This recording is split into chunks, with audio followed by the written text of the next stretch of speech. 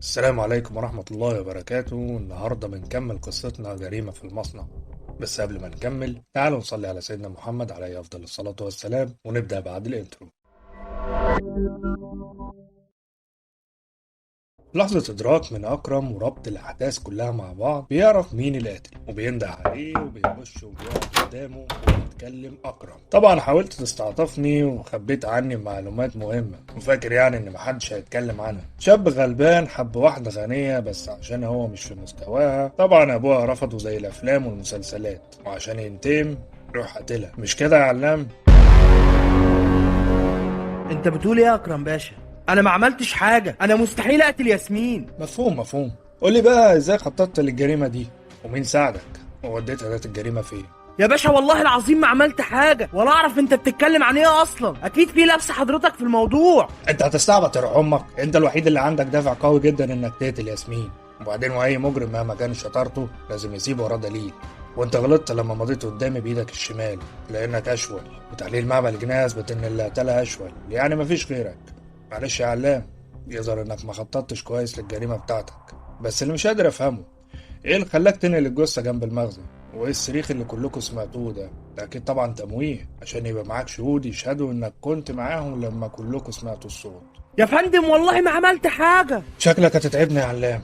يا امين، خد علام على الحجز لغايه ما نشوف اخرته ايه. يا فندم ما عملتش حاجه، والله العظيم ما عملت حاجه. وبيولع اكرم باشا سجارته وبينفخ النفخه اللي حس فيها بانتصار بعد ما عرف القاتل، وانه بكل سهوله قدر يحل الجريمه اللي تعتبر اسهل جريمه قتل حلها في حياته. وبنظره فخر من كريم المساعد لاكرم وبيقول له: الله عليك يا اكرم باشا، القضيه ما خدتش في ايدك حاجه. امال ايه يا ابني، احنا بنلعب هنا، احنا جامدين قوي. وبيخرج الظابط اكرم بره وبيقول: خلاص يا جماعه تقدروا تروحوا دلوقتي، القضيه خلصت وعلام هو اللي قتلها. ايه علام؟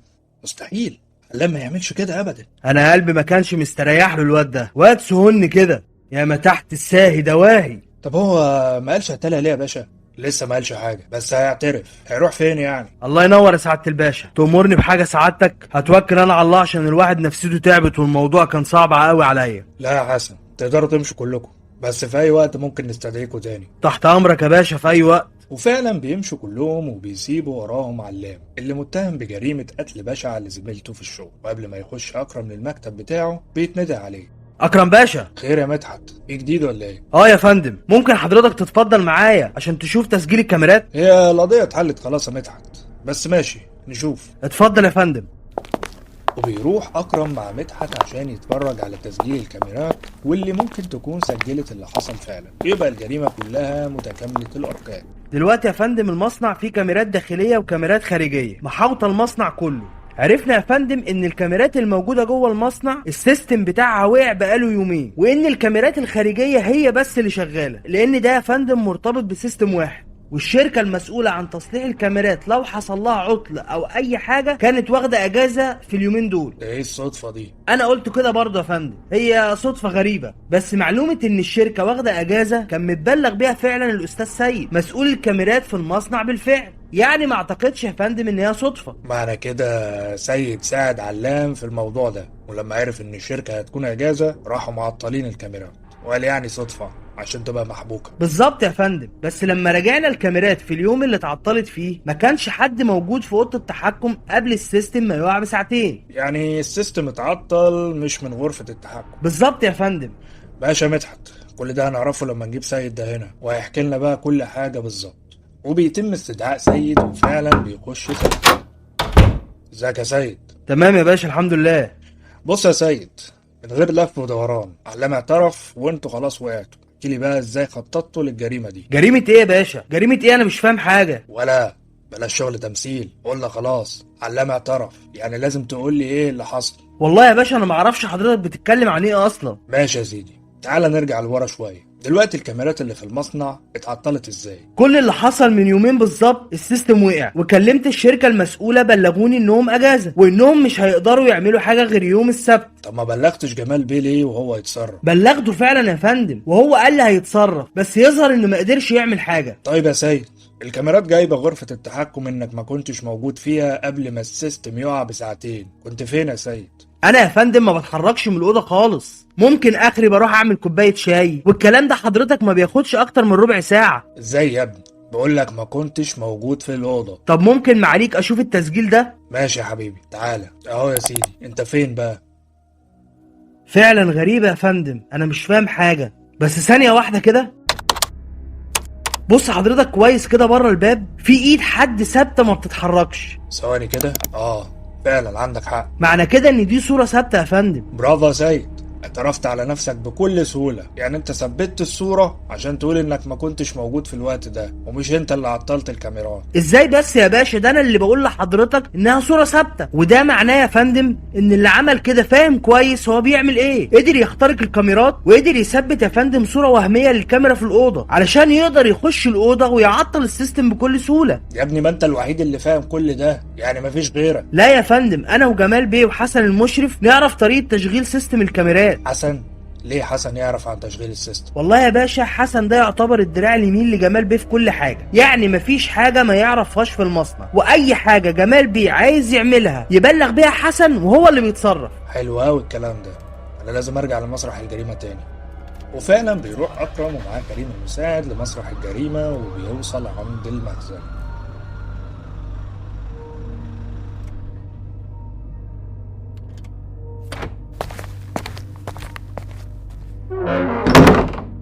عايزك يا كريم تفتش المخزن ده حتة حتة، وتدور على أي حاجة غريبة ممكن تلاقيها. حاضر يا فندم. وبيدور أكرم وكريم على أي حاجة تكون موجودة تساعدهم في حل القضية اللي يظهر إنها لسه ما اتحلتش، ولسه فيها حاجات مش مفهومة. يا فندم تعالى بسرعة. إيه ده؟ دي سماعات. أيوة يا فندم بالظبط، بس بتعمل إيه هنا؟ يمكن معرفش ياخدها أو نسيها. مين ده يا فندم؟ أنا مش فاهم حاجة. تعالى أفهمك. وبيركب أكرم مع كريم العربية، وبتفكير عميق من أكرم وبيربط الأحداث وبيحاول يفهم اللي حصل. كريم مشغول بالسواقة وفي نفس الوقت مش فاهم حاجة. وبيوصلوا قدام عمارة، وبيشرب أكرم السيجارة وبياخد نفس عميق منها، وبينفخ بكل هدوء الدخان. وكريم مستغرب ومش فاهم برضه. بيطلع أكرم للدور التالت. اكرم باشا، خير يا فندم؟ خير إن شاء الله، ما تخافش، احنا بس جايين ندردش معاك شوية. تحت امرك يا فندم، اتفضل. تشرب ايه حضرتك؟ يعني لو شوية شاي يبقى حلو أوي. ماشي يا باشا. يا خديجه 3 شاي يا خديجه. بس شقتك حلوة يا حسن. ربنا يخليك يا باشا، ده من ذوقك بس. لا حقيقي شقة حلوة وغالية. خير يا باشا، كنت عايز تتكلم معايا. خير خير ما تخافش، بس أنا كنت عايز أعرف منك إيه اللي خلاك تخلي علام هو اللي يسهر، مع إن السهرة ما كانتش على علام ولا حاجة. بلحظة ارتباك من حسن. هو عندك حق يا باشا، المفروض كان في واحد تاني هو اللي عليه السهر، بس هو استأذني انه مش عارف يسهر وعنده ظروف، فبلغت علام يا فندم انه يسهر. تقدر تقولي كنت فين بالظبط لما سمعت صريخ البنت؟ ما انا قلت لحضرتك يا باشا، انا كنت في المصنع. يعني ما رحتش هنا ولا هنا، وكنت جوه المصنع. بالظبط يا باشا، وبعدين حضرتك اسأل زمايلي كانوا معايا. وهنا بتوقف الحديث خديجة وجاية معاها الشاي، وفعلا بتقدم الشاي لكل واحد مع نظرة ثاقبة من أكرم لحسن في الوقت ده. بس انت عجبتني يا حسن بصراحة، خططت صح ونفذت برضو صح. قصدك ايه يا باشا؟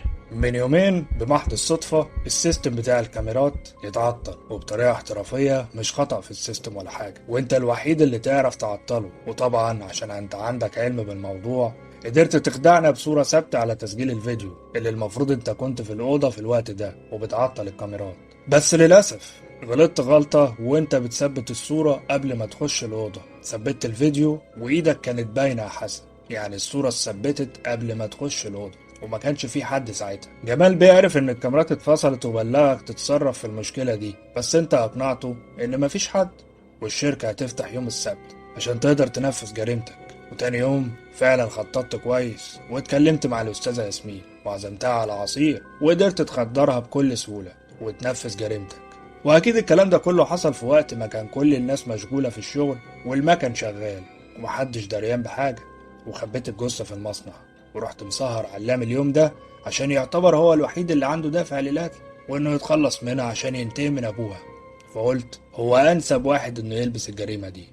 وبعد ما السهرة ابتديت في نقل الجثة جنب المخزن، وظبطت السماعات على موبايلك وأول ما ترجع لمكانك تاني تشغل السماعات بصوت صريخ، وبكده يكون الكل كان شاهد إنهم سمعوا الصريخ في نفس الوقت وانتوا مع بعض. بس انت غلطت غلطة قدامي دلوقتي. يمكن اتخدعت وانا في الاسم وانت بتمضي، بس وانت بتاخد الشاي خدته بالشمال يا حسن، يعني انت اشول. الموضوع خلص يا حسن، قتلت ياسمين ليه؟ وفي لحظة رعشة وخوف وندم من حسن وبصوت واطي بيرد: حبيتها يا باشا، كنت بتقطع من جوايا لما بشوفها مع زفت الطين اللي اسمه علام ده. ورغم ان ابوها رفضه، بس هما كانوا لسه مع بعض بيضحكوا وبيهزروا مع بعض. اعترفت لها كذا مرة وهي كانت بتصدني وكانت بتهزقني في كل مرة، لغاية ما ابتدت تشكيني الجمال بيه. ساعتها ما قدرتش استحمل، الغضب عماني، قلت لازم اقتلها وانتقم منها واخلي علام هو اللي يلبسها. انا معرفش عملت كده ازاي. انا عايز ربنا يسامحني وعلام يسامحني والدنيا كلها تسامحني. يا خسارة يا ياسمين، يا خسارة يا ياسمين، يا خسارة يا ياسمين. وبينزل أكرم مع حسن بعد كشف غموض القضية وعرف مين القاتل الحقيقي لياسمين. وبكده تكون خلصت قصتنا جريمة في المصنع. لو عجبتك القصة دوس لايك واشترك في القناة وفعل زر الجرس.